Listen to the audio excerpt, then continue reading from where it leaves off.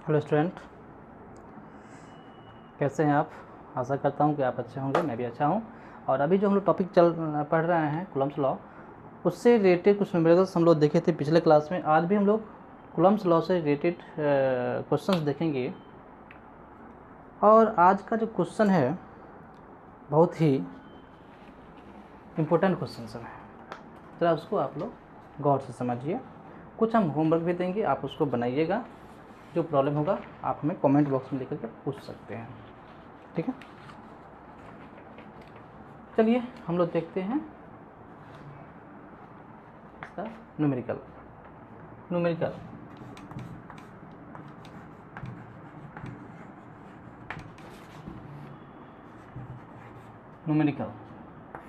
किसका है ये? Coulomb's law.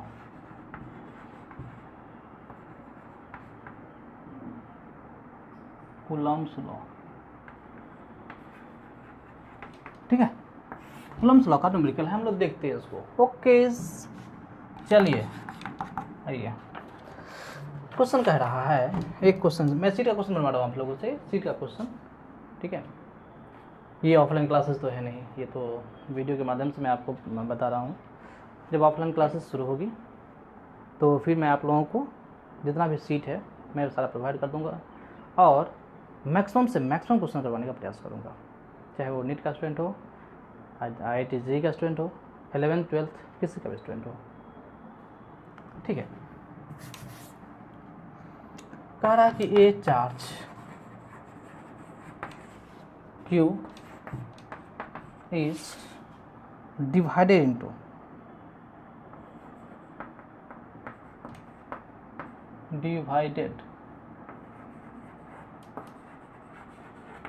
into two parts, divided into two parts as Q and Q minus Q for what value of Q upon Q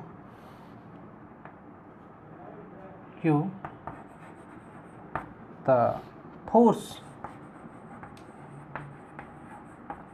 between the two charges will be maximum for a given distance,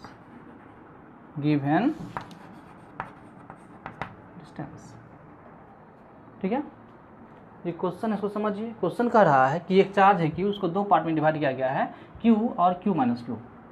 तो Q by Q के किस value के लिए ये जो force होगा उसका value maximum होगा, ठीक है। तो चलिए सबसे पहले फोर्स निकाल लीजिए। मान लीजिए कि एक चार्ज ये रहा और दूसरा चार्ज ये रहा, सॉरी ये तो दिखता भी नहीं होगा। ये मान लीजिए Q है, ये Q माइनस Q है। हम लोग जानते हैं कि F इक्वल टू क्या होता है, कि Q into Q minus Q बट्टा में R स्क्वायर, ठीक है। अच्छा, अब देखिए, ध्यान दीजिए इसको। फोर्स का वैल्यू मैक्सिमम होगा, फोर्स का वैल्यू क्या होगा, मैक्सिमम होगा यदि dF बाई dQ, नहीं, for F to be maximum, for F to be maximum. F का वैल्यू मैक्सिमम कब होगा, जब dF by dQ equal to क्या होगा, 0। मतलब यहाँ पे लगा दे dF बाई dQ, यानी कि d by dQ equal to क्या हुआ, dF, यानी कि dF का वैल्यू क्या चीज़, के क्यू दिख रहा है क्या, k q into q minus q upon are square. ठीक है, ये होगा। आप लोग डिफरेंशिएशन जानते हैं, यदि नहीं जानते हैं तो कमेंट बॉक्स में आप हमें लिख सकते हैं और वहाँ से आप इसका वैल्यू लिख सकते हैं। यानी कि D F by D Q zero, यानी कि इसका जो वैल्यू है ये वैल्यू क्या होगा, जीरो। यानी कि डिफरेंशिएशन ऑफ के तो कांस्टेंट है, q q minus q square upon are square होगा, इक्वल टू क्या, जीरो होना चाहिए। देखिए ये कांस्टेंट के किए तो बाहर आ जाएगा, नहीं के स्क्वायर बाई आर स्क्वायर बाहर आ जाएगा, ये के स्क्वायर बाई आर स्क्वायर आ गया बाहर। डिफरेंशिएशन किसका होगा वो, तो डिफरेंशिएशन होगा इसका, differentiation of q q upon d q. ठीक है, माइनस फिर differentiation q square upon d q equal to zero होना चाहिए। ठीक है, जीरो होना चाहिए। इस चीज़ को आगे हम ऊपर लिख देते हैं, यहाँ पे स्पेस नहीं है, इसको हम ऊपर डाल देते हैं। यानी कि देखिए यहाँ से ये तो इसको यहाँ पर ले जाएंगे बट्टा में तो ये जीरो हो जाएगा, यानी कि डी क्यू क्यू ये बाहर निकल जाएगा, क्यू डिफरेंशिएशन का डी क्यू का डी क्यू, यानी कि D Q into D Q, मैं इसका डी क्यू का डिफरेंशिएशन क्यू का डिफरेंशिएशन वन हो जाएगा, यानी कि सिर्फ यहाँ पर क्यू बचेगा। इसका डिफरेंशिएशन क्या होगा, टू क्यू, तो minus two q equal to zero हो गया, यानी q equal to two q. Two q हमें क्या निकालना था, क्यू अपॉन क्यू को क्यू अपॉन क्यू का वैल्यू निकालना था, इसको इस साइड ले जाइए, यानी कि q upon capital q equal to क्या होगा, वन अपॉन टू। यही आपका आंसर होगा, दिस इज द आंसर।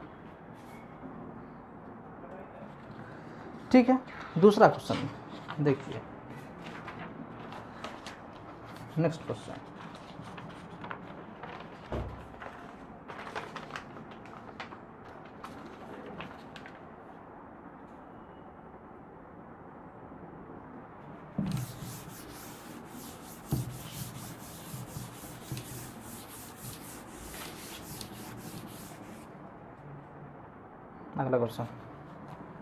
अगला क्वेश्चन कह रहा है कि दो identical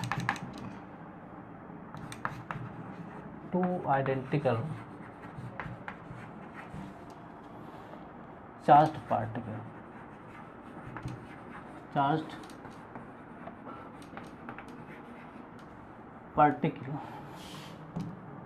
each of mass m and charge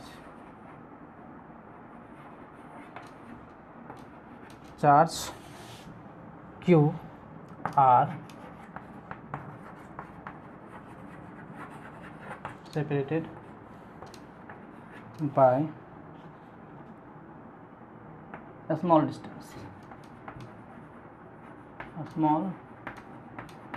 distance. Find the ratio of their electrostatic force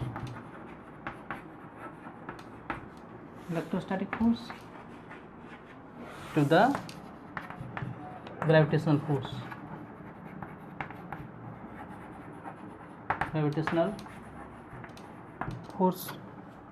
चलिए क्वेश्चन क्या दिया, क्वेश्चन कह रहा है कि ये दो चार्ज है, एक चार्ज ये है, एक चार्ज ये है, दोनों का मास m है, चार्ज क्या है, सेम है, q एंड q।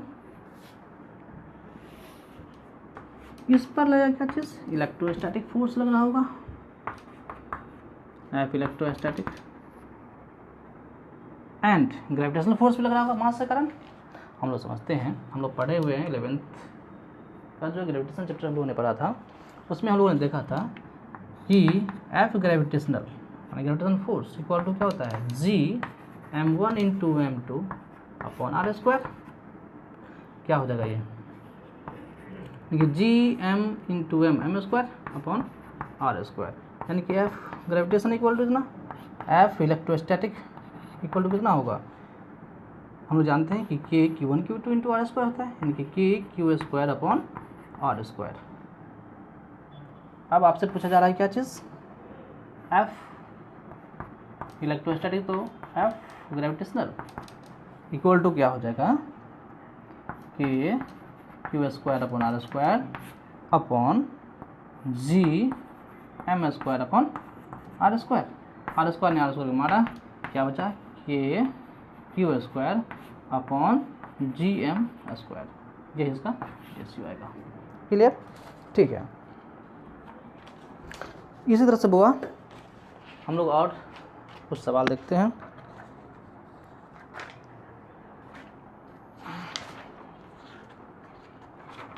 चलिए कुछ क्वेश्चंस आप लोगों को हम देते हैं, इसे आप लोग बनाइएगा, बनाने के बाद कमेंट बॉक्स में ज़रूर डालिएगा।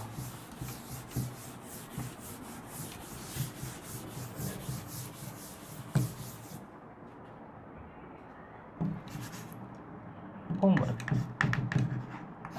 होमवर्क है। पहला क्वेश्चन, एक चार्ज यहाँ पर, एक चार्ज यहाँ पर और एक चार्ज है यहाँ पर, ये 1 पोजीशन पे, ये 2 पोजीशन पर, ये 3 पोजीशन पे, या फिर ABC मान लेते हैं, इसको A मान लेते हैं, इसको B मान लेते हैं, इसको C मान लेते हैं। सब पर चार्ज है, ये यहाँ पे Q, यहाँ पे -Q, यहाँ पे +Q। ये डिस्टेंस है 1 मीटर, ये डिस्टेंस 1 मीटर। आपको बताना है कि find force, net force on A equal to क्या होगा, इसमें आपको ये बताना है। दूसरा क्वेश्चन है, ये एक चार्ज है, ये एक चार्ज है, ये एक चार्ज है, डिस्टेंस 1 मीटर, ये डिस्टेंस 1 मीटर, यहाँ पर एक चार्ज है Q 1 कूलम का, ये भी चार्ज Q है 1 कूलम का, और यहाँ पर एक -Q चार्ज है। ये A पॉइंट पर है, ये B पॉइंट पर है, ये C पॉइंट पर है। आपको बताना है इसमें एफ सी इक्वल टू क्या होगा, एफ नेट ऑन सी। तीसरा क्वेश्चन, ये 3 चार्ज है, ये A पॉइंट पर, ये B पॉइंट, ये C पॉइंट पर है। दूरी 1 मीटर, दूरी 1 मीटर, इसका है 1 कूलम, ये 4 कूलम, ये -6 कूलम का चार्ज है। तो आपको बताना है कि F on B, net force on B equal to what. चौथा क्वेश्चन है, ये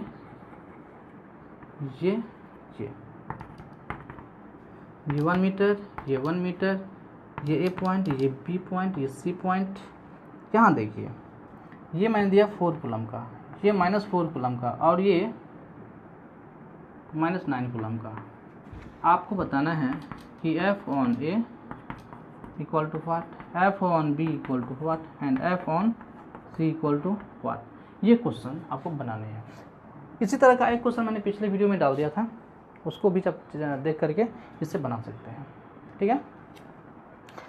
चलिए कुछ स्पेशल टाइप क्वेश्चन हम लोग करते हैं, उससे पहले हम कुछ स्पेशल चीज़ आपको बताएंगे उसके बाद, ठीक है। ये क्वेश्चन आप लोग नोट कर लिए हैं तो ठीक है।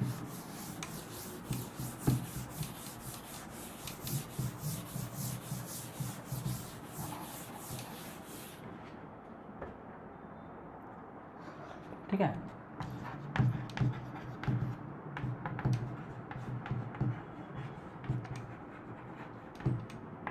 इम्पोर्टेंट पॉइंट्स,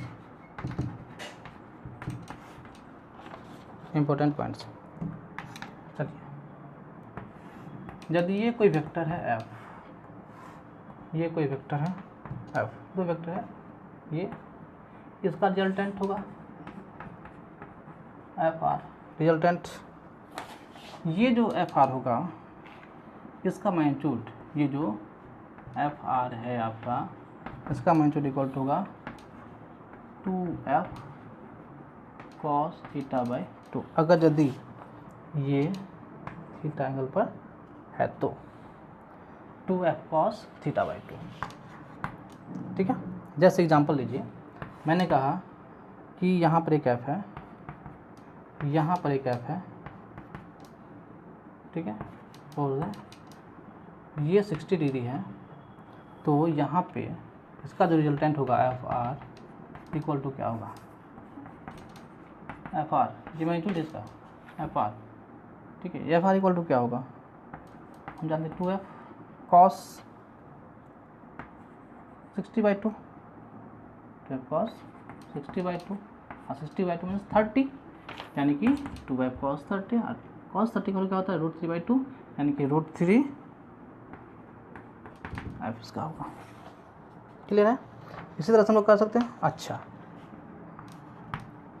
आइए, ये कोई इक्विलैटरल ट्रायंगल है, मान लेते हैं ये कोई इक्विलैटरल ट्रायंगल है, इक्विलैटरल मीन्स तीनों भुजाएं इसकी बराबर होंगे, तीनों जो भुजाएं इसके बराबर हैं, ये ए है, बी है, सी है, इक्विलैटरल ट्रायंगल है आपको, ये एल, ये एल, ये एल, ठीक है। इसको यहाँ से, इसको यहाँ से, उसको यहाँ से ओ पॉइंट पर मिला दिया गया। यहाँ पे जो होगा बुआ O A equal to O B equal to O C, इसका जो लंबाई होगा बराबर होगा, और वो लंबाई होगा L/√3। ये आपको याद रखना चाहिए, इससे क्वेश्चन बनेंगे आपके। ये जो है ये ओ पॉइंट है, ठीक है। इसके बाद और इम्पोर्टेंट पॉइंट देखते हैं, ठीक है। हाँ देखिए,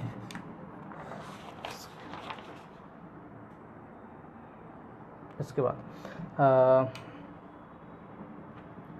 बाद देखिए, मैं देता हूँ, ये एक इक्विलैटरल ट्रायंगल है, ठीक है।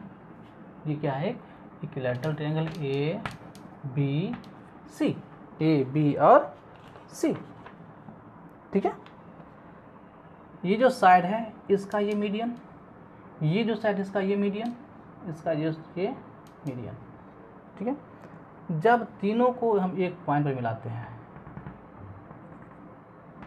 ऐसे मिलता है क्या, मान लेते हैं कि ये Q है, P है, ये Q है, ये R है, और ये O पॉइंट पर मीट कर रहा है, तो ये डिस्टेंस जो होगा OP, OQ, OR दोनों इक्वल होगा, OP equal to OQ equal to OR, और इसका जो वैल्यू होगा बुआ L/2√3, L/2√3 होगा 5। ये कोई स्क्वायर है, ठीक है। ये मान लेते हैं कि ये ए बी सी डी ऐसे होना चाहिए, A B C and D, इसके ये डायगोनल, ठीक है। यदि ये एल है, इसका ये लेंथ है एल लेंथ इसका है एल, क्या है लेंथ, एल क्या यहाँ पे लेंथ है, इसका भी यहाँ पे लेंथ एल है, तो ए सी इक्वल टू बी डी होगा, ए सी इक्वल टू बी डी होगा, ठीक है। और इसका वैल्यू क्या होगा, इसका वैल्यू क्या होगा √2L, √2 इंटू एल। इसके बाद ये मान लीजिए ओ पॉइंट पर मीट कर रहा है, तो ए O equal to O C या O B equal to O C equal to O D होगा। इसका वैल्यू क्या होगा, तो L/√2 हो जाएगा, L/√2 हो जाएगा। ठीक है, इसी तरह से हुआ हम लोग देख सकते हैं। ठीक है, तो आइए अब हम लोग कुछ सवाल बना लेते हैं।